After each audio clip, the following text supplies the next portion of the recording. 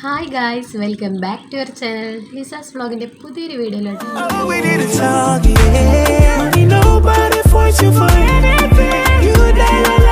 അപ്പോൾ ഇന്നേക്ക് നമ്മുടെ ഡെലിവറി കഴിഞ്ഞിട്ട് 43 ഡേയ്സ് ആയിരിക്കുകയാണ് കേട്ടോ. അപ്പോൾ ഇനി 45 ദിവസം കൂടി കഴിഞ്ഞ് കഴിഞ്ഞാൽ നമ്മുടെ ഉണ്ണിവാവയ്ക്ക് സൂചിയും കാര്യങ്ങളൊക്കെ ഉണ്ട്.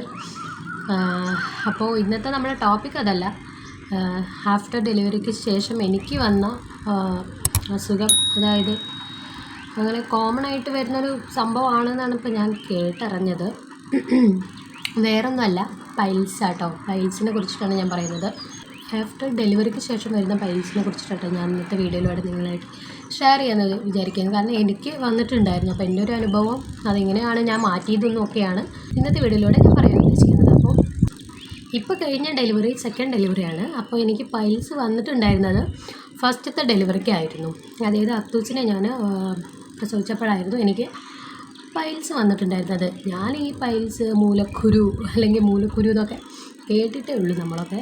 പക്ഷേ ഇതെന്താ സംഭവം എന്നൊന്നും അറിയത്തില്ലായിരുന്നു. പക്ഷേ എനിക്ക് വന്നപ്പോഴാണ് കറക്റ്റായിട്ട് എനിക്ക് മനസ്സിലായിട്ടുണ്ടായിരുന്നത്. ഇതത്ര നാണക്കേട് വിചാരിക്കേണ്ട കാര്യമൊന്നുമല്ല മൂലക്കുരു അങ്ങനെയൊക്കെ പറയുന്നത്.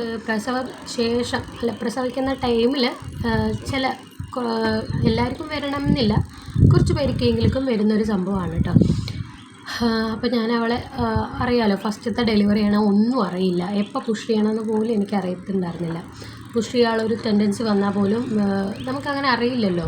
അപ്പോൾ ഇത് ഓരോ വേദന വരുമ്പോൾ പിന്നെ വെറുതെ ഇരുന്നിട്ടൊക്കെ ഞാൻ പുഷ് ചെയ്തായിരുന്നു കേട്ടോ.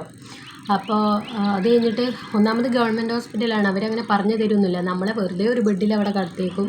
അവരെ പാട് നോക്കിയിട്ട് അവരുടെ കാര്യങ്ങളൊക്കെ ചെയ്യും. നമ്മുടെ കൊച്ചി തല ഇറങ്ങി വരാറാകുമ്പോൾ എല്ലാം കൂടി വട്ടം കൂടി ഓടി വന്നിട്ട് കൊച്ചിനെ എടുക്കുകയാണ് ചെയ്യുക. പക്ഷേ അതുകൊണ്ട് തന്നെ ഇവർ എന്ത് ചെയ്യണം, നന്നായി ബ്രീത്തിങ് എക്സസൈസ് ചെയ്യുക, അങ്ങനെയൊന്നും പറഞ്ഞു തന്നിട്ടുണ്ടായിരുന്നില്ല. പക്ഷേ ഞാനിങ്ങനെ അല്ലറ ചില്ലറ വീഡിയോസ് യൂട്യൂബിലൊക്കെ അങ്ങനെ കാണും കൊണ്ട് ഞാൻ ബ്രീത്തിങ് എക്സസൈസും ഇതൊക്കെ ചെയ്തിട്ടുണ്ടായിരുന്നു. എന്നാൽ പോലും ആ ഒരു പെയിൻ വന്നപ്പോൾ ഞാൻ വെറുതെ പുഷ് ചെയ്യുന്നൊക്കെ ഉണ്ടായിരുന്നു. അത് കഴിഞ്ഞിട്ട് ഒരു നേഴ്സ് വന്നിട്ട് പറഞ്ഞു, പുഷ് ചെയ്യാനുള്ള ടൈമായി, പുഷ് ചെയ്യാൻ പറഞ്ഞു. ഞാൻ എന്നിട്ട് ഇതിൻ്റെ സകല സ്ട്രെങ്ത് കൊടുത്തിട്ട് വെറുതെ അങ്ങോട്ട് പുഷ് ചെയ്തിട്ട് അവർ പറയാം, ഇനിയിപ്പോൾ പുഷ് ചെയ്യണ്ട, കുറച്ച് കഴിഞ്ഞിട്ട് പുഷ് ചെയ്താൽ മതിയെന്ന്. അപ്പോൾ കൊച്ച് നേരെ വന്നിട്ടില്ല. ആ കൊച്ചിൻ്റെ തല നന്നായി പുറത്ത് കാണുമ്പോൾ നന്നായി ഇറങ്ങി വരുമ്പോഴാണല്ലോ നമ്മൾ പുഷ് ചെയ്യേണ്ടത്. പക്ഷെ അവരത് പറഞ്ഞു തന്നില്ല. അങ്ങനെ പുഷ് ചെയ്തു കേട്ടോ. ആ പുഷ് ചെയ്യുന്നതിലാണ് ഈ പൈൽസ് എന്നുള്ള സംഭവം നമുക്ക് ചെറുതായിട്ടൊന്ന് പുറത്തേക്ക് തള്ളിയത്. അതായത് നമ്മുടെ മലദ്വാരത്തിൻ്റെ അവിടെ ചെറിയൊരു തടുപ്പ് പോലെ വന്നിട്ടുണ്ടായിരുന്നു. അത് കഴിഞ്ഞ് ഡെലിവറിയൊക്കെ കഴിഞ്ഞു, ട്യൂബൊക്കെ ഇട്ടു. അന്നത്തെ ദിവസം ഫുള്ളും ട്യൂബ് ഇട്ടിട്ടുണ്ടായിരുന്നു. അത്തൂസിൻ്റെ ഫസ്റ്റത്തെ ഡെലിവറിക്ക് ഒരുപാട് സ്റ്റിച്ചും കാര്യങ്ങളൊക്കെ ഉണ്ടായിരുന്നു ഞാൻ പറഞ്ഞിട്ടുണ്ടായിരുന്നല്ലോ.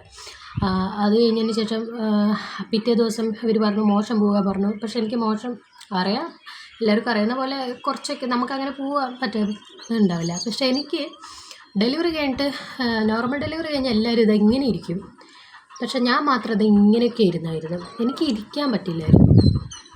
എല്ലാവർക്കും ഇങ്ങനെയൊന്ന് ചെറുതായി ഇരിക്കാൻ പറ്റുന്നുണ്ടായിരുന്നു.